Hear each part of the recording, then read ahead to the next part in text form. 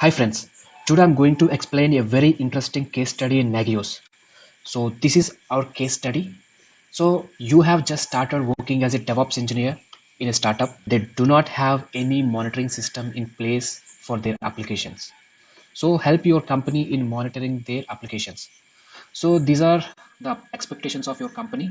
So the company has a production system where they have deployed a website. This website is a critical for the business, hence requires monitoring at all times. So create a monitoring service for the same. So in this case study, we are going to monitor a website. For suppose we just take an example as Apache server. Okay, so we are going to monitor a Apache server. So how can we monitor Apache server? So first of all, we need to define a host, and also we need to define a service. So host means on which server we are going to deploying our application, that is the host. So here I'm taking a production environment as my host. So first we need to define that host in the Nagios master. And next one is we need to define the service. So in the host, which function we are going to monitoring? We are monitoring the Apache server. So for that we should create a service, right?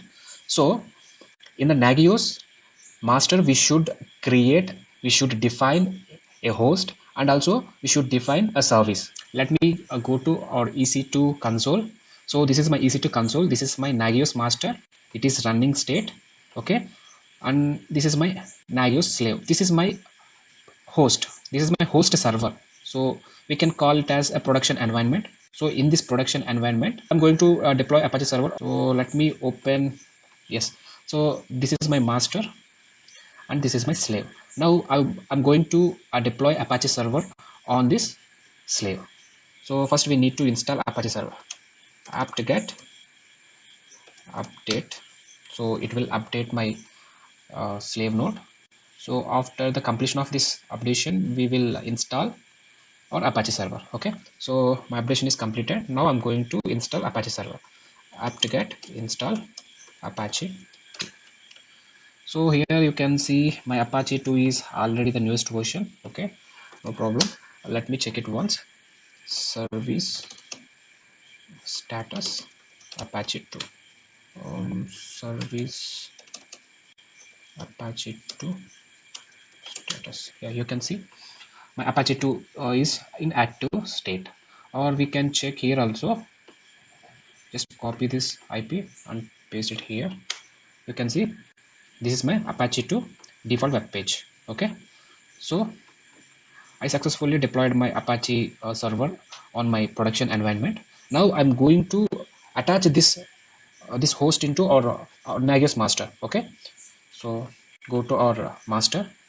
So go to Nagios working directory. So go to user local, sorry, Nagios ls list out. Now again go to HC, do ls. Here you can see this is the nagios.cfg file, and now I'm going to objects. So this object is the heart for Nagios, we can say like that. These are the objects. With these objects only we can monitor the hosts. Okay, so let me get into objects ls. Here you can see we have a lot of objects like commands, contacts, localhost, printer, templates, time periods, windows. So these are the very important objects. We can call them as these are the heart for Nagios monitoring system. So now we are going to define a host, right?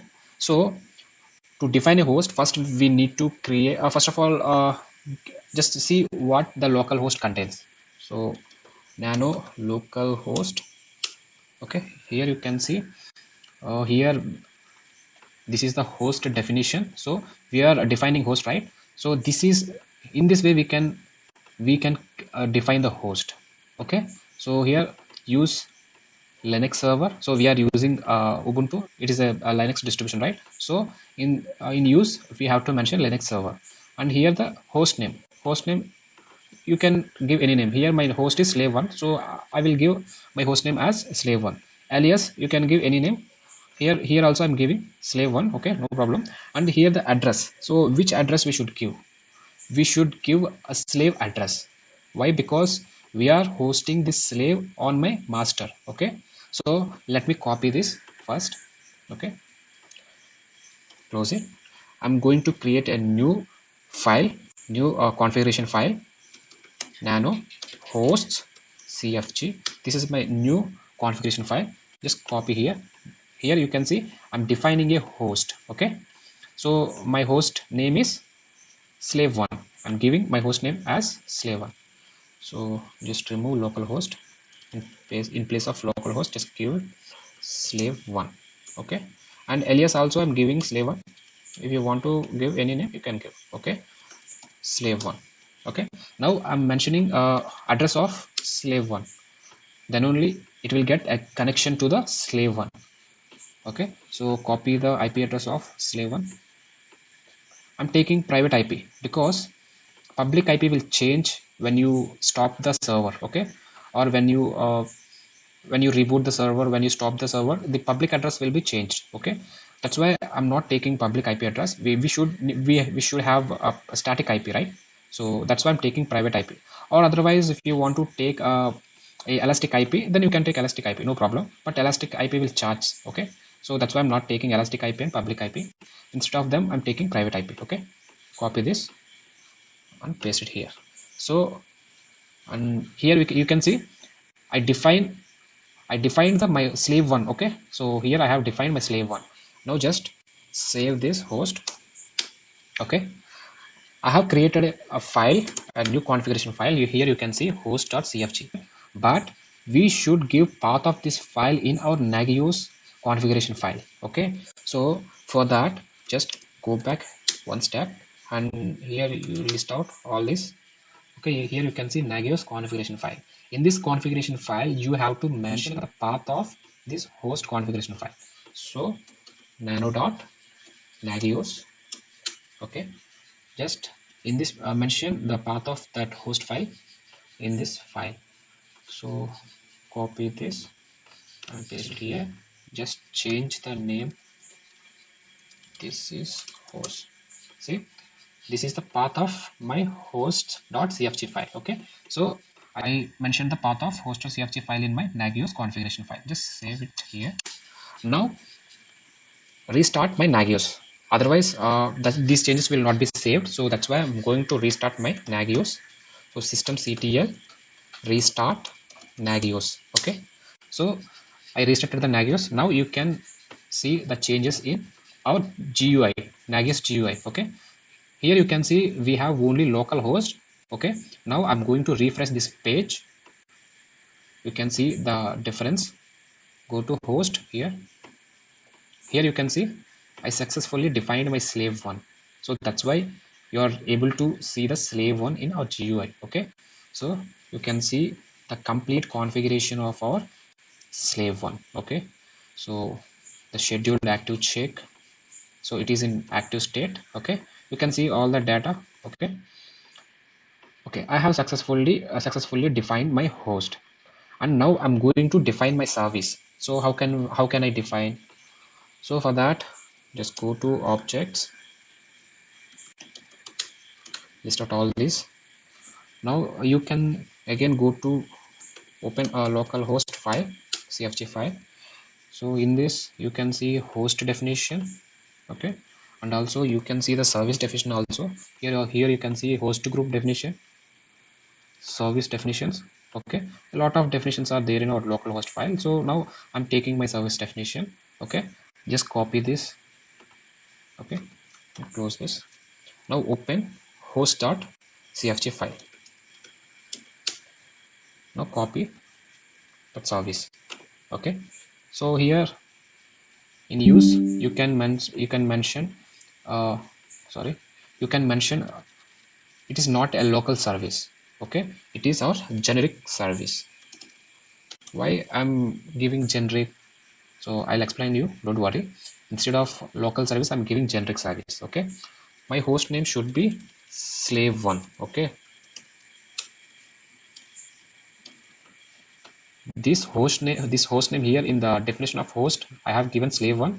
In the definition of service I have given slave1. So these two names should be matched. Okay, otherwise we will get an error. Okay, and here I'm taking, you can give any description. Now here I'm checking Apache, right? So I'm giving check Apache, and here you can see check command. So what is this? So I'm not giving this one. Okay, so I'll explain you why. Before that, just close this. Let me get into commands.cfg. Okay, nano commands. Here in this configuration file, here you can see a definition of a command. Okay, so command name, command line. Okay, so I want Apache server command. So just search it, http. Yeah, this is our command name. Okay, this is command line of my Apache server. So just copy this, or you can copy this. You can copy these two. Okay, close this. Again, open host file. See here, this is check command, right? Remove this, paste the copied file. Here you can see this is my command name, check http. Okay, this is my command line. Okay,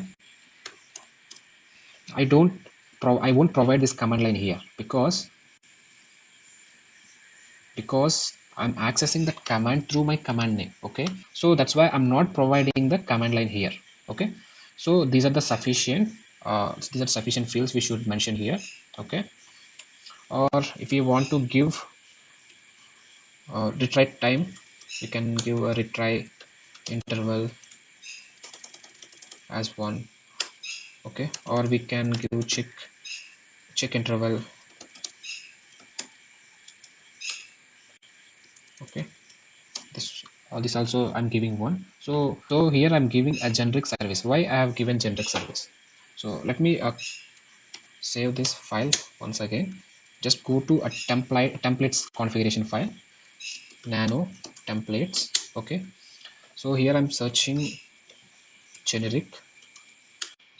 Here you can see generic contact. So these are the templates. So we are going to access these fields into our host configuration file. Okay, I'm directly accessing these fields into our host config. These are the default fields. Okay, these templates are the default fields of our Nagios. Okay, so I'm accessing all these default fields into our host files. Okay, host file. So why I'm taking generic service? Because this slave1 is my remote host. Okay, so for remote host we should not give local service. Local host is a local server. This is the local one. Okay, for local host we can give local service, but a remote host we should not give a local service. So for that we should give a generic service, and this generic service is a the default service for Nagios. And with these templates, these Nagios templates, default templates, from these templates we are accessing all the fields into our host configuration file. Okay, so here you can see generic host and generic contact. These are the host contact. These are the objects of Nagios. Okay, host contacts. You can see contacts, and you can see one more thing here. You can see services. These are the printer.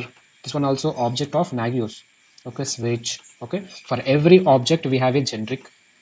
Okay, we have a generic host. Okay, and also for every service, for every object we have a generic service.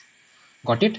Every object we have generic host, local host, and also we have a generic service and local service. Okay, for remote host we are using a generic host and generic services. For local host we are using a local host and local services. So that's the difference. Okay, so that's why I'm taking a generic service for my slave one. Okay, so here you can see this is the service. So generic service. Okay, and that's why I'm taking generic service for a slave one. Okay, in this generic service you can see check interval and a retry interval. Okay, so there are a lot of fields, so I'll explain all these fields in our next session. Okay, so in this session I'm taking check interval as 10. Why I'm taking check interval? So instead of giving 10 here I'm giving 1.